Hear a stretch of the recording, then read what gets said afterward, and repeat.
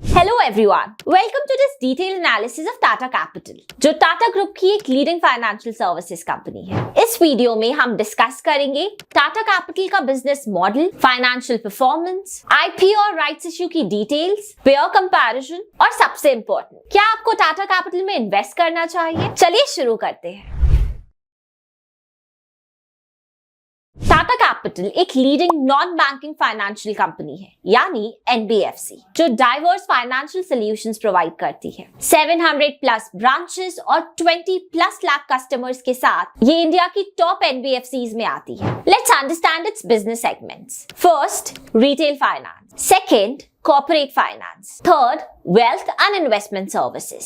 Fourth, infrastructure finance. Fifth, private equity and advisory services. मतलब Tata capital एक well diversified NBFC है जो retail से लेके कॉर्पोरेट और इंफ्रास्ट्रक्चर फाइनेंसिंग तक सब कुछ हैंडल करती है। टाटा कैपिटल का सबसे बड़ा एडवांटेज है टाटा ग्रुप का सपोर्ट। टाटा सन्स के पास इसके 92.83% स्टेक है, जो इसको फाइनेंशियली स्टेबल और लॉन्ग टर्म सस्टेनेबल बनाता है। टाटा ग्रुप का रेप्यूटेशन और ब्रांड ट्रस्ट इसको एक कॉम्पिटिटिव एज देता है। फंडिंग और लिक्विडिटी एक्सेस इजी हो जाता है, जो एनबीएफसी के लिए एक मेजर एडवांटेज है। आरबीआई ने 2022 में एक नया रूल इंट्रोड्यूस किया था। अपर लेयर एनबीएफसीज को स्टॉक मार्केट में लिस्ट करना पड़ेगा। ये रूल ट्रांसपेरेंसी बढ़ाने के लिए आया है। इससे एनबीएफसी सेक्टर में गवर्नेंस और अकाउंटेबिलिटी इंप्रूव होगी। टाटा कैपिटल भी एक अपर लेयर एनबीएफसी है, इसलिए लिस्टिंग मैंडेटरी हो गई है। मतलब ये आईपीओ सिर्फ फंड रेजिंग के लिए नहीं, बल्कि एक कंप्लायंस रिक्वायरमेंट भी है।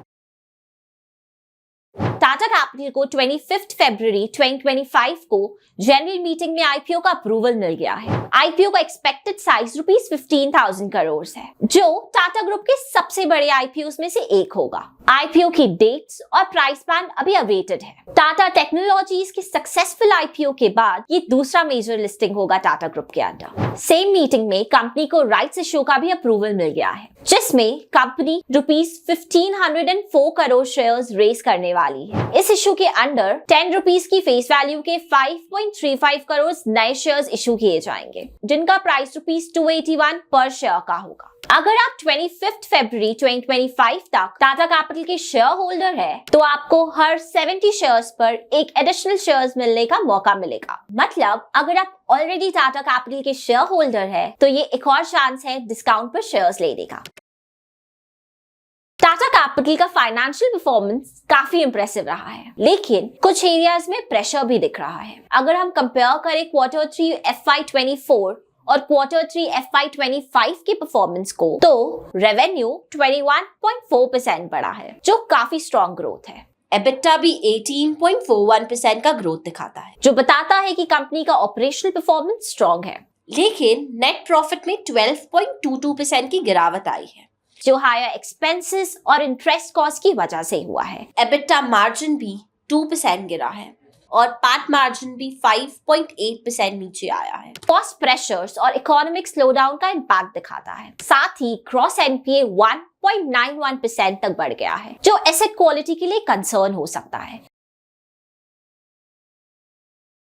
अगर हम टाटा कैपिटल को Aditya Birla capital, L and T finance, IIFL finance और मुथूट फाइनेंस जैसे कॉम्पिटिटर्स से कंपेयर करें, तो कुछ इंटरेस्टिंग इनसाइट सामने आते हैं। First, market cap and size. As पर अनलिस्टेड मार्केट, टाटा कैपिटल का मार्केट कैप ₹3.3 लाख करोड़ है, जो इंडस्ट्री में सबसे बड़ा है। कंपेयर करें तो आदित्य बिरला कैपिटल का मार्केट कैप ₹39,890 करोड़ है और एल&टी फाइनेंस का 34,410 करोड़ है। मतलब टाटा कैपिटल अपने कॉम्पिटिटर्स के कंपैरिजन में 10x बड़ा है, जो एक मेजर स्ट्रेंथ है। Second, revenue and profitability. Tata capital का रेवेन्यू ₹18,198 करोड़ है, 35,622 करोड़ से कम है, लेकिन EBITDA मार्जिन 78.35% है, जो इंडस्ट्री एवरेज 44% से काफी ज्यादा है। पैट मार्जिन भी 18.28% है, जो इंडस्ट्री मार्जिन 14% से बेटर है।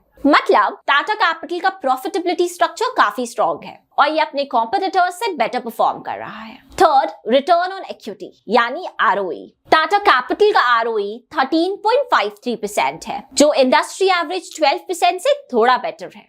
IIFL और मुथूट फाइनेंस का ROE 17 to 18% तक है, तो ये टाटा कैपिटल से ज्यादा एफिशिएंट है। लेकिन टाटा कैपिटल का ROE मार्केट एवरेज से बेटर है और लॉन्ग टर्म में और इंप्रूव हो सकता है।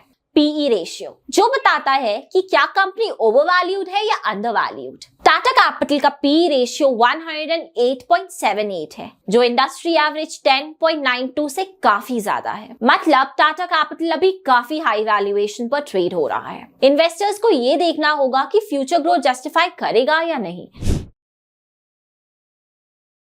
टाटा कैपिटल का साइज और प्रॉफिटेबिलिटी बहुत स्ट्रॉन्ग है। ये Aditya Birla capital, L&T finance और IIFL फाइनेंस से ज्यादा एफिशिएंट मार्जिन्स जनरेट कर रहा है। टाटा ग्रुप की बैकिंग एक मेजर एडवांटेज है, जो इसको और भी सिक्योर इन्वेस्टमेंट ऑप्शन बनाता है। लेकिन वैल्यूएशन एक रिस्क फैक्टर है, तो अगर आप एक लॉन्ग टर्म इन्वेस्टर है तो टाटा कैपिटल एक स्ट्रॉन्ग ऑप्शन हो सकता है। लेकिन शॉर्ट टर्म के लिए वैल्यूएशन काफी हाई लग रहा है।